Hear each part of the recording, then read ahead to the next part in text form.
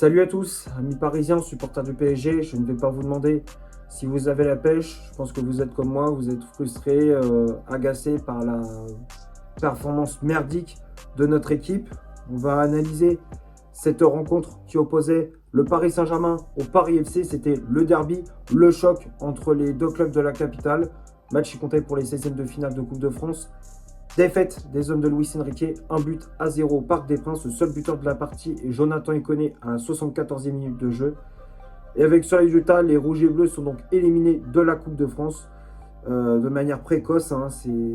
C'est très très frustrant de se faire sortir à ce stade-là de la compétition, surtout face à un PFC qui n'avait pas montré grand-chose dans ce match. Ouais, on peut avoir des regrets avec cette élimination. Bon, on va parler de ce qui s'est passé durant ce match face à cette équipe du Paris FC. Avant toute chose, j'aimerais rendre hommage à une légende du football français qui nous a malheureusement quittés. C'est Roland Courbis, l'ancien entraîneur de l'Olympique de Marseille, de Montpellier ou encore du Stade Rennais, qui nous a quittés à l'âge de 72 ans. Toutes mes condoléances à sa famille et à ses proches.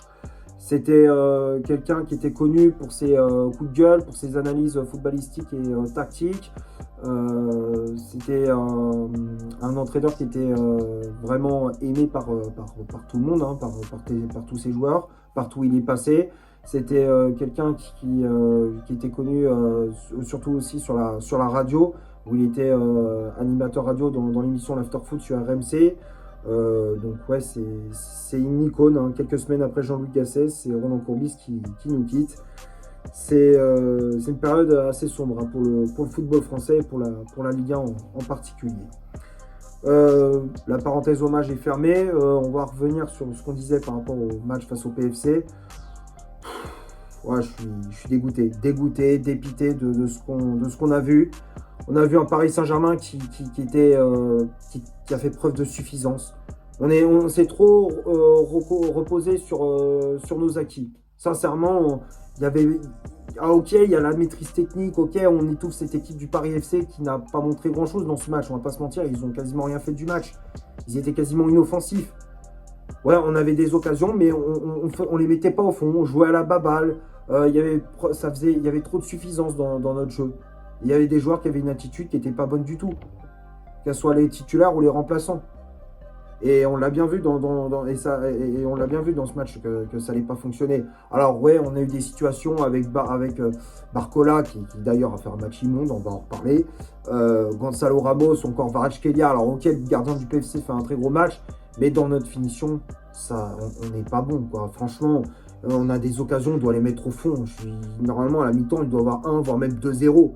Si on était plus efficace, plus tranchant dans la finition, à la mi-temps, ça doit faire 2-0. Mais là, c'est pas le cas, vu que tu les mets pas au fond. Donc à la mi-temps, 0-0. La deuxième période, c'est pareil, on prend les mêmes, on recommence, on a des occasions. Avec Barcola qui, à un moment donné, les gars, je suis désolé, mais à ce niveau-là, t'as pas le droit de rater ce genre d'occasion. Barcola, il est lancé dans la profondeur. Il va tout seul, droit au but. Il fonce avec le ballon jusqu'au but. Et dès qu'il arrive, dans les 5-10 derniers mètres, bah, tu sais pas, il bug. Voilà, à l'intérieur de son cerveau, ça bug. Il met, au lieu de justement croiser du pied gauche, bah, il tape pied droit.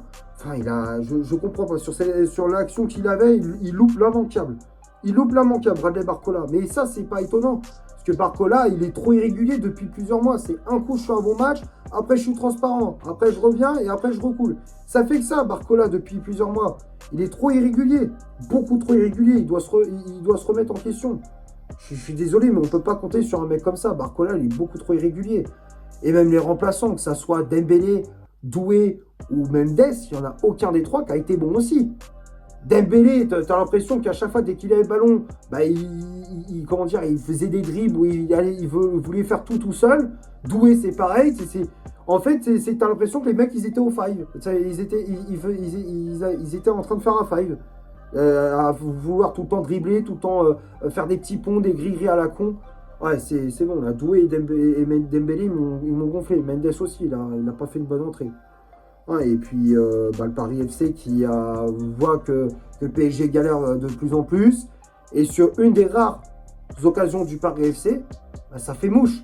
74e minute, but de Jonathan Iconé sur une passe d'Ilias Kebal entre les lignes, une contre-attaque parisienne emmenée par Kebal, l'ailier algérien, qui trouve à l'entrée de la surface Jonathan Ikoné.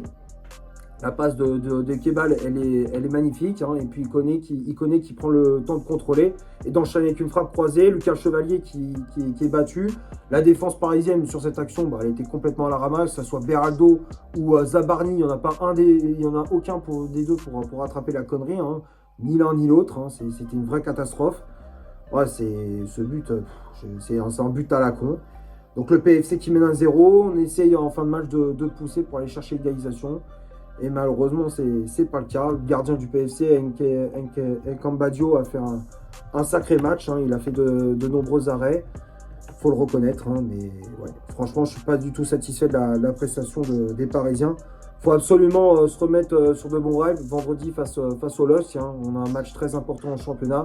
Parce que si on perd face à Lille, ça risque d'être très compliqué pour cette deuxième partie de saison.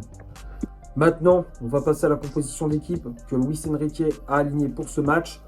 Le 11 de départ s'affiche juste ici. Donc l'entraîneur espagnol a aligné comme d'habitude son bon vieux 4-3-3 avec dans les cages le français Lucas Chevalier. La charnière centrale, c'était Ilias Zabarni associé à Lucas Beraldo. Les latéraux retrouvaient Warren Zaïre-Emery à droite, William Pacho à gauche. Hein. Bon, même si au fur et à mesure du match, c'était plus Lucas Beraldo qui jouait latéral gauche et Pacho dans cette charnière centrale avec Zabarni. Ensuite, le milieu de terrain, c'était Vitinha, toujours dans ce rôle de milieu défensif avec le brassard de capitaine.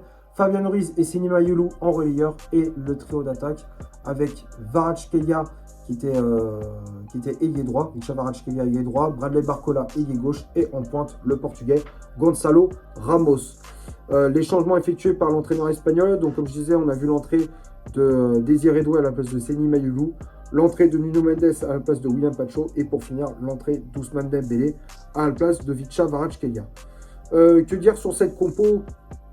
Bon, après, il n'y a pas grand-chose. Hein. C'était l'équipe type. Hein. Mais pour moi j'en veux particulièrement. C'est aux joueurs, tu vois. À l'entraîneur, Luis Enrique, j'en veux pas. Parce que bon, il a aligné la meilleure équipe possible. Il a quand même fait tourner pour préserver les cadres. Mais voilà, normalement, même avec les remplaçants, tu dois gagner ce match. Et là, en l'occurrence, c'est pas le cas. C'est pas le cas. Les joueurs, t'as l'impression qu'ils n'avaient pas envie de jouer. Non, il y avait trop de suffisance. C'était pas ça. Franchement, c'est vraiment très très décevant de la part des joueurs du PSG. On va passer maintenant du côté des statistiques de cette rencontre. On va commencer par le Paris Saint-Germain.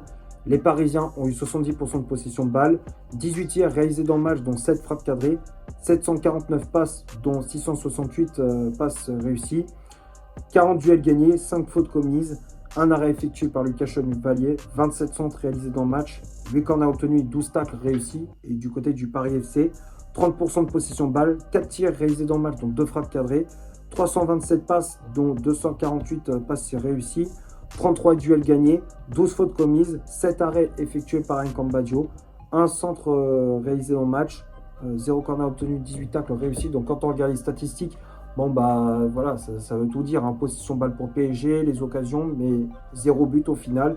Et le PFC, possession balle qui était très très faible, les occasions également, c'était très très faible. Mais bon, ils ont réussi à marquer, ils ont fait preuve de réalisme, tout simplement. J'ai rien d'autre à rajouter pour les stats, hein. Ça veut tout dire. On va finir la vidéo sur les tops et les flops de cette rencontre. Je te les affiche juste ici. Alors j'ai mis seulement 4 joueurs dans les tops. Le premier, c'est Zaïre-Emery qui pour moi a fait un très gros match dans son couloir. De l'agressivité, de la vitesse, de la percussion dans son couloir. Défensivement, il a été très solide. Il a fait de bonnes interventions. Très gros match encore une fois de Zaïre-Emery qui compense bien l'absence d'Achraf Hakimi qui joue la CAN avec le Maroc. Voilà, très bon match de Zaïre-Emery. Pacho aussi, derrière, qui a été plutôt solide dans ses interventions, qui a mis de l'agressivité, qui a gagné pas mal du duel, les relances, ils étaient propres. Très bon match de la part de l'Équatorien. Vitinha, comme d'habitude, hein, toujours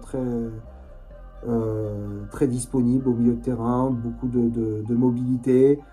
Techniquement, c'est assez propre, c'est assez juste. Encore une fois, un très bon match de la part du milieu portugais. Et Kvaratskhelia, c'est le seul offensivement qui a été plutôt bon. Alors, il n'a pas fait un match de fou furieux, Mais c'est ça que j'ai trouvé était plutôt bon dans ce match, qui a essayé d'apporter de la vitesse, de la percussion, qui s'est créé des situations. Malheureusement, bah, il a manqué aussi de justesse dans la finition. C'est dommage parce que moi j'ai trouvé qu'il a fait quand même un bon match. Les replis défensifs, il était là aussi. Bon match globalement du Géorgien. Puis après le reste je les ai mis dans les flops, hein, le reste des joueurs, le reste de l'équipe. Chevalier, il n'a pas fait un bon match. Zabarni, c'est encore une fois une catastrophe. À chaque fois qu'il joue, j'ai l'impression que Zabarni, plus ça va, plus son niveau il est vraiment inquiétant, quoi. Sur son placement, positionnement, les passes, il met 15 ans à relancer. Ouais, avec Zabarni, pour moi, j'ai le sentiment que c'est vraiment un flop au Paris Saint-Germain. Là, j'ai l'impression que Zabarni, c'est un flop depuis qu'il est arrivé. Beraldo, c'est pareil, il n'a pas fait un bon match dans son couloir. Mayoulou, au milieu de terrain, c'était très décevant. Fabian Ruiz, transparent. Et puis Ramos et Barcola, bah, les deux, je les mets dans les flops. Hein. Barcola qui n'a pas fait un bon match. Alors, ouais, il va vite et tout ça. Mais le problème, c'est dans la finition, ça va pas du tout. Enfin, moi, je trouve qu'il a pas fait un bon match. Techniquement, ça a été très médiocre aussi. Très, très médiocre, hein, le match de Barcola. Et les remplaçants, bah, je les mets dans les flops également. Doué, Mendes et Dembélé, ils ont pas fait une bonne entrée. Voilà, je pense avoir fait le tour pour ce Paris Saint-Germain, Paris FC. J'espère que le débrief vous aura plu. Si c'est le cas, vous laissez un énorme like. Tu t'abonnes, tu n'hésites pas à me dire dans les commentaires ce que tu as pensé du match et de mon débrief. Partage la vidéo sur tes réseaux sociaux. N'hésite pas à faire un tour sur mon compte Instagram. Je te l'affiche juste ici. Et d'ici là, portez-vous bien. On se retrouve pour une prochaine vidéo. Ciao et allez Paris.